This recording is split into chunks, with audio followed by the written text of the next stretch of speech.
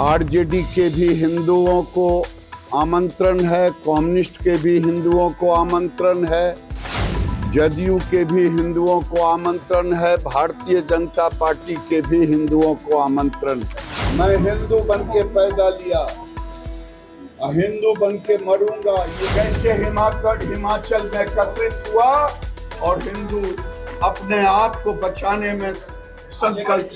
नमस्कार, मैं हूं कुणाल शेखर और आप देख रहे हैं लाइव स्टेज। कल यानी 18 अक्टूबर से भागलपुर से हिंदू स्वाभिमान यात्रा की शुरुआत होने जा रही है। केंद्रीय मंत्री और भाजपा के फायर ब्रांड नेता गिरिराज सिंह के नेतृत्व में यह यात्रा प्रारंभ होनी है, जिसको लेकर गिरिराज सिंह भागलपुर पहुंचे हैं और भागलपुर पहुंचते ही उन्होंने तेजस्वी यादव पर तंज कसा है। उन्होंने कहा है कि तेजस्वी यादव डर से या फिर हिंदू स्वाभिमान यात्रा को अपना नैतिक समर्थन दे रहे हैं, इसलिए तेजस्वी यादव ने अपनी यात्रा स्थगित कर दी है। देखिए, गिरिराज सिंह यहीं नहीं रुके। उन्होंने कहा कि वे हिंदू कुल में जन्म लिए हैं और वे जन्म से विधायक या सांसद या मंत्री नहीं थे। हिंदू में जन्म लेने के बाद बड़े हुए, तब वे आज मंत्री हैं। उन्होंने कहा कि यह हिंदू को बचाने की, सनातन धर्म को बचाने की यात्रा है और उनके मन में 2002 से ही कसक थी। जिस तरह से पूरे देश में हिंदुओं पर अत्याचार हो रहा है, उसको लेकर वे यात्रा पर निकले हैं। उन्होंने कहा है कि देश के 400 ऐसे जिले जहां पर हिंदू अल्पसंख्यक बनते जा रहे हैं, वहां वो जाएंगे इस यात्रा को लेकर और हिंदू को संगठित करेंगे। देखिए क्या कर रहे हैं। आज हिंदू स्वाभिमान यात्रा में स्वामी दीपांकर महाराज जी, जो करीब 2 साल से भिक्षा यात्रा पश्चिम उत्तर प्रदेश के गांव-गांव में जा रहे हैं, हिंदुओं को एकत्रित कर रहे हैं। ये हिंदू स्वाभिमान यात्रा के हमने स्वामी जी को आग्रह किया, वो मेरे साथ चलने को तैयार हुए। आने के समय थाना बिहपुर होते हुए 2-2.5 घंटे तक उस कार्यक्रम में लगा। मैं निवेदन करूंगा स्वामी दीपांकर जी महाराज से, इस यात्रा के औचित्य पर ये प्रकाश डालें। दीपांकर जी की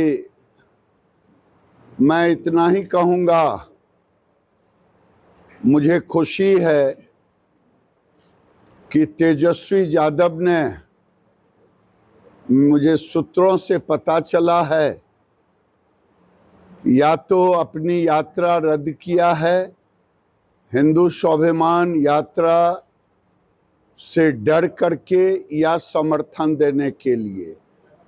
ये भी तेजस्वी जी को अगर समर्थन देने के लिए तो मैं धन्यवाद देता हूँ, और डरने की कोई ज़रूरत नहीं है। ये यात्रा आरजेडी के भी हिंदुओं को आमंत्रण है, कम्युनिस्ट के भी हिंदुओं को आमंत्रण है, जदयू के भी हिंदुओं को आमंत्रण है, भारतीय जनता पार्टी के भी हिंदुओं को आमंत्रण है। ये यात्रा भारत में और बिहार में जो डेमोग्राफी चेंज हो रहा है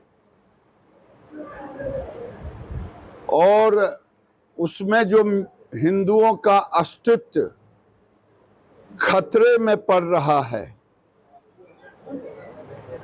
मैं 1951 में भागलपुर को देखूं या कटिहार को देखूं या पूर्णिया को, किशनगंज को देखूं, तो हमारी बहनों का, हमारे भाइयों की आबादी गिरती जा रही है। आखिर क्यों? देश में लगभग 400 जिले में कि 1600 स्थान पे उनकी आबादी बढ़ गई है, हमारी आबादी कम हो गई है। ये भी अपने लोगों को बताने के लिए, जो लोग पूछ रहे हैं मुझसे केंद्रीय मंत्री होकर के इन्हें नहीं निकालना चाहिए, मैं आपके माध्यम से उनको कह रहा हूं कि अगर विपक्ष के नेता होकर के तेजस्वी यादव मुसलमानों को इकट्ठा करने के लिए निकल सकते हैं तो मैं अपने अस्तित्व को बचाने के लिए क्यों नहीं निकल सकता। हम आज भी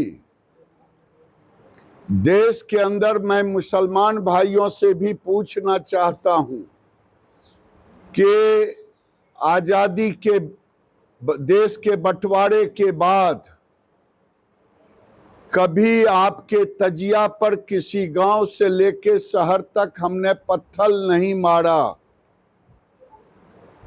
ये 15 साल से जब से आपकी आबादी बढ़ रही है तो कभी दुर्गा के मूर्ति के विसर्जन में, तो कभी रामनवमी में, चाहे भागलपुर हो या सीतामढ़ी हो, चाहे कैराना हो, चाहे बिहार शरीफ में पिछले साल हुए दंगों को, हमने कभी दंगा नहीं किया।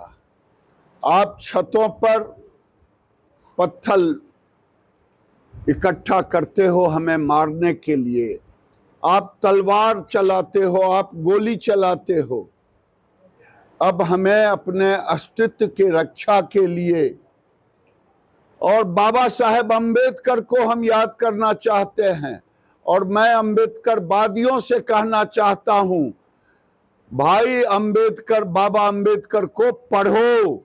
उन्होंने भारत पाकिस्तान विभाजन में लिखा है कि जो बंटवारा हुआ वो गलत बंटवारा था, क्योंकि पूरी आबादी मुसलमान का पाकिस्तान भेज देना हमने कहा और वहां से हिंदुओं की आबादी भारत लाना। अगर ये नहीं हुआ है तो ये भारत कभी सुरक्षित नहीं रहेगा, सामाजिक समरसता नहीं रहेगी। और ये भी उन्होंने कहा, जो मैं उनका अक्षरशः कह रहा हूं, कि मुस्लिम इनटॉलरेंस होते हैं, कभी लोगों के साथ गैर मुसलमानों को वो काफिर मानते हैं। ऐसी स्थिति में मुझे यहां से लेके किशनगंज तक, मैं टीवी के माध्यम से, समाचार पत्र के माध्यम से, कोई कह रहे हैं मेरे लाश पर जाएगा, कोई कह रहे हैं मैं निकलने नहीं दूंगा। मैं कह रहा हूं, जब तक मेरे शरीर में एक बूंद भी खून है, ये यात्रा वहीं रुकेगी जब तक मेरा शरीर चलता रहे। शुरुआत की कुछ खास या फिर कुछ विशेष? यात्रा कहीं से शुरू करते, लेकिन भागलपुर को क्यों चुना? अरे कहीं से शुरू करते, वो प्रथम ही होता। भागलपुर अपने जख्म को भूला नहीं है, और फिर दूसरा जख्म ना पड़े इसलिए भी भागलपुर चुना हूं। बहुत बहुत धन्यवाद। मैं हिंदू बन के पैदा लिया, हिंदू बन के मरूंगा। ये बीच के काल में मैं एमएलए, एमपी और मिनिस्टर बना हूं। मैं कुछ भी छोड़ सकता, हिंदुत्व नहीं छोड़ सकता। पार्टी का दबाव है, प्रथम चरण है, आगे देखते चले।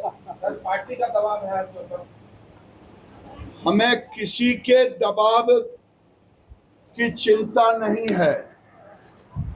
हमारे पास मैं 2002 से मैं ये घुटन महसूस कर रहा हूँ और उस समय से करते करते करते करते पाकिस्तान को देखा। हमारी बेटी शादी के मंडपों से उठती हुई, हमने बांग्लादेश को देखा, हमारे मंदिरों को, हमारी बहनों को, हमारी बेटियों को अर्धनग्न व्यवस्था में भी उनके साथ दुर्व्यवहार के वीडियो चालू करते हुए। ये अचानक क्यों शुरू हुआ? अचानक थोड़े है, कोई चीज अचानक थोड़े होता है। डेमोक्रेटिक चेंजेस तो पहले से हो ये गए। अचानक थोड़े होता है, जब से भी लूंगा तो अचानक ही होगा। केंद्रीय मंत्री गिरिराज सिंह सर, जिन दिनों के आपने नाम लिखा है, उन्होंने चाहे किशनगंज को भाजपा शासित मतलब राज्य हिमाचल की तरह जैसे हिमाचल में एकत्रित हुआ और हिंदू अपने आप को बचाने में संकल्प। केंद्रीय मंत्री लिखना है आपको जो लिखना है लिखे, मैं गिरिराज। हिंदू स्वाभिमान यात्रा की शुरुआत भागलपुर से किए जाने के सवाल पर केंद्रीय मंत्री ने कहा है कि भागलपुर 1989 के जख्म को नहीं भूला है और वे वैसे सभी देश के जिलों में जा रहे हैं जहां हिंदू अल्पसंख्यक हो गए हैं, वहां वे हिंदुओं को जगाएंगे, संगठित करेंगे और सनातन धर्म की रक्षा के लिए वे इस यात्रा को पूरा करेंगे। अपने सहयोगी कैमरा पर्सन सुबोध के साथ कुणाल शेखर, लाइव सिटीज, भागलपुर।